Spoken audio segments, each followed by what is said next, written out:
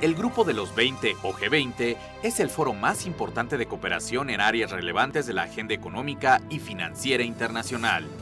Está integrado por 19 países miembros y la Unión Europea, que en su conjunto presentan cerca del 90% del Producto Interno Bruto Mundial, 80% del comercio global y 2/3 de la población total. Continuamos exactamente en el hilo que dejamos antes de la pausa, porque me parece de la mayor importancia, Olga. La relación con Estados Unidos tiene todos los ingredientes de una relación extraordinariamente intensa, con sus altibajos, problemas, luces y sombras, pero ciertamente es una relación que ninguno de los dos no solamente puede ignorar, sino que el futuro de los dos países depende mucho uno del otro, cada vez más. No dejamos de ser el segundo o tercer socio comercial de Estados Unidos en los últimos 15 años. Hemos estado en esa zona, creo que ahorita somos terceros, después de Canadá y China. ¿No? Entonces, ese es el tema económico, pero desde luego está toda la cuestión migratoria, el voto hispano en Estados Unidos, hay mil cosas. La salud financiera y económica de Estados Unidos, cómo nos repercute, si ellos tienen una crisis, de qué tamaño se hace nuestra crisis. No podemos disasociarnos en esa relación. Pero al mismo tiempo, como bien decías al final del segmento anterior, en el discurso, por lo menos del lado mexicano, está una intención de meter como distancia, ¿no? O sea, sí tengo todas estas relaciones contigo, tengo toda esta vinculación contigo, pero discursivamente tengo que seguir metiendo una gran distancia. Y de parte ¿Eso de puede ellos, cambiar? De O sea, parte, los próximos presidentes es que de México aquí van a... cuando pensamos en cuál podría ser la agenda distinta, tendríamos que pensar qué están dispuestos a comprar ellos. Es decir, desde allá, desde Estados Unidos, ¿cómo ven a México? Y la verdad, Enrique, es que la conclusión a que llegamos es que es muy inquietante cómo nos ven, porque nos ven más como un problema que como un aliado. El artículo que publicamos ahí, Hazel Blackmore y yo, se llama De socios entusiastas, que sería la época de la firma del Telecán, cuando te acuerdas que hubo Sí, aquí ya viene la nueva historia. De socios entusiastas a vecinos incómodos. Ahorita somos vecinos incómodos. A mí me preocupa que, por ejemplo, ahorita, como sabes, la vida política ya es muy intensa porque están en campaña uno, en precampañas otros. Las precampañas republicanas han sido inquietantes para nosotros porque el tema de la migración ha surgido como un tema, primero que nada más es de ellos. Es decir, es un tema sobre el que aparentemente no se dialoga con México, cuando a mí me parece que sería fundamental que hubiera mecanismos de diálogo para hablar sobre políticas migratorias. ¿Por qué? Porque, por darte un ejemplo, a mí me parece escandaloso que puedan deportar a 400,000 mexicanos, que es lo que ha hecho Obama, el gobierno de Obama, y que no hay diálogo al respecto, o al menos no sabemos. No sabemos en qué condiciones los deportan, no sabemos a dónde llegan. Un alto número, tengo entendido que más de 100,000 o 150,000, han sido deportaciones de personas que cumplieron condena allá. Así es. Lo cual, si tú a primera vista lo presentas y dices, bueno, yo prefiero deportar a los que han cometido actos criminales que a los jóvenes que están estudiando, tú dices, bueno, está bien, es mejor. Sin embargo, el problema que te pueden crear es enorme. Y si tú ves lo que ha estado pasando, de alguna manera hemos decidido, o el gobierno mexicano ha decidido, que con Estados Unidos no hablemos de migración porque la migración es para ellos es una política lejos de ir fraguando una alianza más benéfica para ambas partes.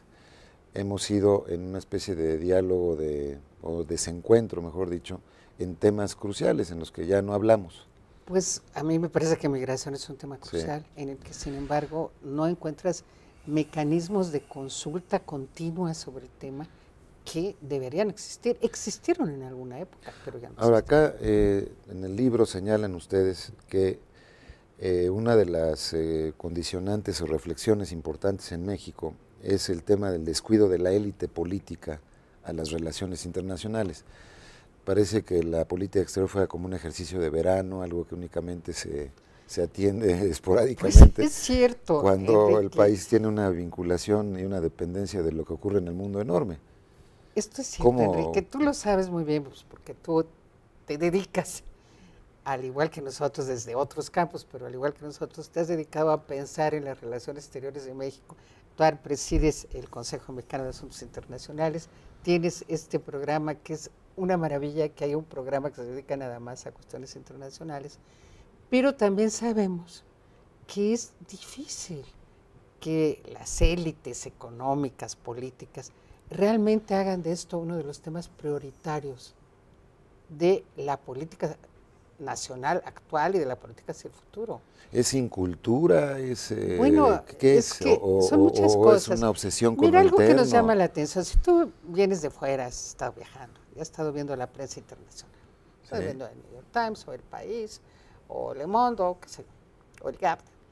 Generalmente esa prensa empieza con lo internacional. Sí. Las primeras 2, Sí, 3, sí, 4 o sí. 5 páginas son la cuestión internacional, luego ya se entra a las cuestiones nacionales. En México tú buscas en la prensa, cuando empiezas la mañana, qué pasó internacionalmente y te remiten a la página, una página 37B. escondida.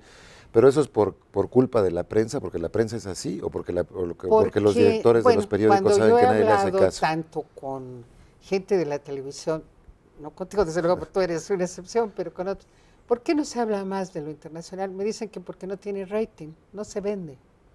No se vende, el público mexicano no le interesa.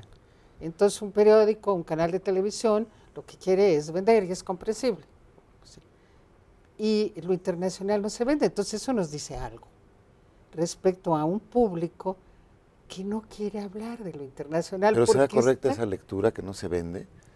Bueno, es Porque, pues, al la mismo es la tiempo- explicación que yo he que oído. dan, sí. Es la explicación que yo he oído de ciertos programas de análisis, de ciertos noticiarios. La he oído de gente respetable, seria, y lo hemos discutido en serio. Bueno, ¿y qué se podría hacer? ¿Cómo lo modificamos?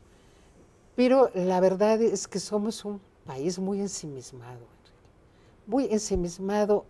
¿Qué pasó ayer? ¿Qué dijeron los candidatos o precandidatos? ¿Qué está ocurriendo internamente?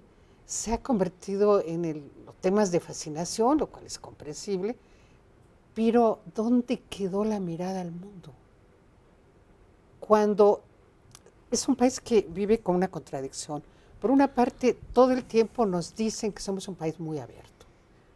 Sí, somos muy abiertos, tenemos muchísimos tratados de libre comercio, hemos liberalizado muchísimo nuestra relación económica con el exterior, pero no estamos dispuestos a darle mucho al exterior. Entonces somos un país que tiene acuerdos de libre comercio, pero que casi no hemos logrado diversificar, hemos diversificado muy poco. Muy poco, muy poco. Muy poco nuestra relación económica con el exterior. La inercia nos lleva hacia los Estados Unidos y ahí estamos. Pero ahí aquí están la nuestros referencia que hacen empresarios. ustedes en el libro es a la élite política. Es decir, yo puedo entender que a lo mejor el director de un diario dice, pues ya hicimos varias auscultaciones muy serias y en realidad sí lo internacional tiene que ser muy importante, el inicio de la Tercera Guerra Mundial, para que lo podamos poner en primera plana, ¿no? De acuerdo. O en una estación de radio lo mismo, no, dedícale nada más un 3% a lo internacional, porque eso pues nada más interesa un poco lo folclórico, de que si Chávez está muy enfermo o no, no interesan cosas más de fondo como la situación que está gestando con Irán, por ejemplo, que es delicadísima. Eso no, a lo mejor ahí sí se inicia la Tercera Guerra Mundial, pero no lo sacamos en primera plana. Entonces la cuestión es de esos ratings, vamos a suponer que los hayan medido con todo cuidado y digan, pues realmente nuestro tema también es vender bien el periódico, el programa de radio, y por tanto no le damos atención a esto. Pero acá están hablando ustedes de las élites políticas, Pues es decir, sí. los tomadores de decisiones. Sí, porque Estamos hablando ahí de hay la un gente problema. que está en los más altos niveles del gobierno. Ahí hay un en el problema. Yo Senado. creo, por ejemplo, que sobre la relación con Estados Unidos, los políticos a veces prefieren no hablar o se hablan, es para hacer sentir que somos muy nacionalistas, que la soberanía va por delante, que no vamos a cederles nada, Que rechazamos que cualquier cosa. rechazamos, es decir, el discurso defensivo de dignidad, de soberanía, pero no hay mucho una reflexión sobre los hechos, sobre qué está ocurriendo realmente, su problema de lento crecimiento, su crisis económica nos ha afectado muchísimo. ¿Qué podemos hacer juntos Pues claro. para salir de esto? Y sin embargo, esa reflexión no la encuentras porque a lo mejor a quien se atreva a decir que debemos estrechar o coordinar mejor cuestiones económicas, lo van a acusar de vendepatrias. Digo, es así. Sí. Entonces hay una resistencia de los líderes políticos a ampliar el tema de la relación con Estados Unidos. Te pueden hablar mucho de que somos hermanos de América Latina y que hay que volver los ojos hacia allá y que tenemos, pero de la otra relación hay demasiada cautela. Sí. Más vale Sí. no hablar porque puede tener un costo político. Ahora, después del corte, te quiero preguntar de la presentación que hicieron del libro en el Senado y un poco qué repercusión o qué tipo de digamos, de intercambio de ideas tuvieron ahí, porque me parece bien interesante. Ellos tienen obligación de pensar, aunque no quisieran, sobre estos temas. Así es que volvemos después de una pausa. Dos han sido los momentos que en fechas relativamente recientes han marcado la trayectoria histórica de la humanidad, precipitándola en una época de cambios vertiginosos. El primero y más importante fue el que implicó el fin de la Guerra Fría, cuando a finales de la década de los 80s y principios de la de los 90s del siglo XX, el mundo presenció cómo se desmoronaba el muro de Berlín y tras él, la Unión de Repúblicas Socialistas Soviéticas. El segundo momento axial de la historia reciente del mundo fue el que se materializó en los atentados terroristas del 11 de septiembre del 2001 contra Nueva York y Washington, y del que emergió un orden internacional mucho más convulso.